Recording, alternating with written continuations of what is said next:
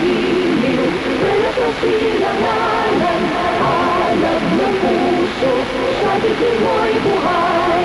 Lupang hinirang, dulan ka lang magiging, sa manlulupig, di ka pasisiin, sa dagat at bundok, sa simoy at sa langit mong bahaw. May dilagang tula at ang sa paglalang minamahal, ang tisyap ng watawat mo'y tagumpay na naglilingin, ang bituin at araw na kailan pa may di magdilim. Lupa ng araw ng walhati pagsinta, ay lahis sa timog.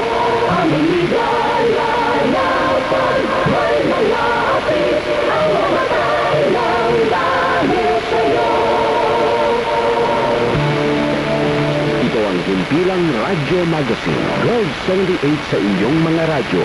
Ang aming studio ay matatagpuan sa ika-4 na palapag ng Media Center Building, Visayas Avenue, Quezon City. Ang aming transmitter ay nasa Marulas, Valenzuela, Metro Manila.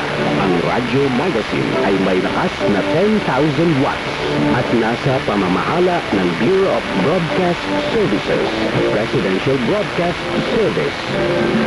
Isa pong magandang umaga ang aming pagbati sa inyong lahat.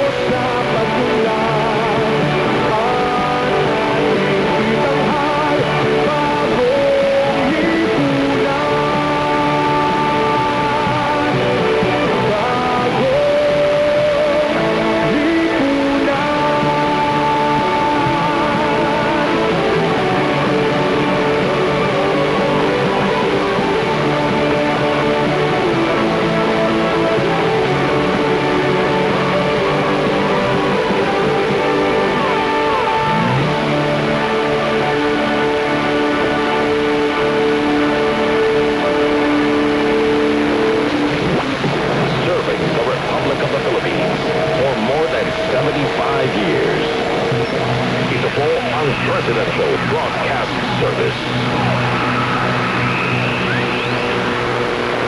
Radyo Pilipinas. Radyo Pilipinas Magazine 1278. Bubuhat sa umaga. Trending issue issues na pinag-uusapan. Mga programang aabangan. Agahan ang hamunan. Six informasyon. GIS, your General Information Station. Radyo Pilipinas Magazine, 1270 AM. Magazine 1278. Bubuod sa umaga. Trending issues na pinag-uusapan. Mga programang aabangan. Agahan ang hamunan. Six informasyon. GIS, your General Information Station.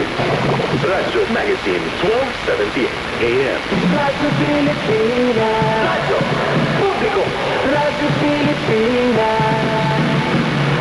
Radyo Pilipinas. Radyo Publiko. Radyo Pilipinas. Interesting na usapan. Hindi heavy. Tugtugang chill. Suave. Linis sa home, hindi mo rin. Radyo Magazine. 1270 AM. Serbisyong kailangan, direkta mula lokal na pamahalaan. Mamangha at sa mayaman natin sining, kultura at kasaysayan. Radyo Magazine, 1270 AM. Radyo Pilipinas. Radyo Publiko. World class na tanawin. Explore na natin. Love Mythology. Likhang sining na proudly Pinoy. Influence na yan. Radyo Magazine. 1270 Radyo Pilipinas. Radyo Publiko. Radyo Pilipinas. Radyo Publiko. Radyo Pilipinas. Tamang informasyon. Pangkalusugan man o pagkakakitaan. Aliw na kwentuhan. Kabataan, kasama sa usapan. Radyo Magazine 1278. Showbiz. Ganap sa entertainment scene. Updated ka ba? Swak na budget recipes Like the whole family. Tala kayang makakalikasan. anything under the sun. Radyo Magazine, 1270 AM. Radyo Pilipinas. Radyo Publiko. Radyo Pilipinas. Radyo Magazine 1278. Bubuod sa umaga. Trending issues na pinag-uusapan. Mga programang aabangan. Agahan ang hamunan. Six informasyon. GIS, your General Information Station. Radyo Magazine, 1270 AM. Radyo Pilipinas. Radyo Publiko. Radyo Pilipinas. Samahan pa ng pagbabayanihan. Ito na ang Bagong Pilipinas. Usapang agrikultura. Nakasuporta sa inyong kabuhayan. Kaagapay nyo sa masagalang kinabukasan. Usapang agrikultura dito sa Radyo Pilipinas. Hatid ay balita, informasyon at sari-saring kaalaman tungkol sa sektor ng agrikultura sa ating bayan. Usapang agrikultura kasama ang Department of Agriculture. Alamin ang mga hakbang ng administrasyon para mas mapaunlad pa ang iba't ibang industriyang agrikultural at pakinggan ang mga proyektong handog sa mamamayan upang makalago ang kanilang mga kabuhayan. Usapang agrikultura, Lunes hanggang Biyernes, alas 5 ng umaga. Dito lang sa Radyo Pilipinas, Radyo Publiko, 738. Kaya 4 minuto na makalipas ang alas 5 na madaling araw, galaw-galaw para di pumanaw. Unang araw po ng Lunes sa buwang ito ng Marso Fire Prevention Month. Tapos ang katerpa sunog, ang daming sunog kahapon. Enero hanggang sa mga sandaling ito, nasa 2,000 na raw yung sunog ng mga naganap pa nationwide ho. Kaya po sa mga motorista natin, sa mga naglalakbay ho natin kapitbahay, Luzon, Visayas at Mindanao, bawal na tutulog-tulog sa Maribela, bawal ang pikon sa kalsada. Isa magandang umaga sa ating mga bayaning magsasaka, sa ating mga bayaning mangingisda at gusto sa kanilang pamilya. Sa mga bahagi ng Kabuluan, Luzon, Visayas at Mindanao, kagaya ng dati. Marin ho naman ang inyong abang likod ka, Hero Ilustrero Parigado. Ito muna tayo sa magiging lagay ng ating panahon sa susunod na 24 oras. Sinasabing sa mga susunod na araw, magiging maulan pa rin daw ho. Meron ng abiso sa atin ho, na mainit na panahon ang mararanasan din. Heat index na yan. May ilang mga eskwelahan nga, nagsuspigin ng klase. Sa Pag-asa, kasama natin si Ma'am Rhea Torres. Diyan sa Pag-asa, Ma'am Rhea, magandang umaga po. Radyo Pilipinas. Rhea, magandang umaga po sa inyo dyan.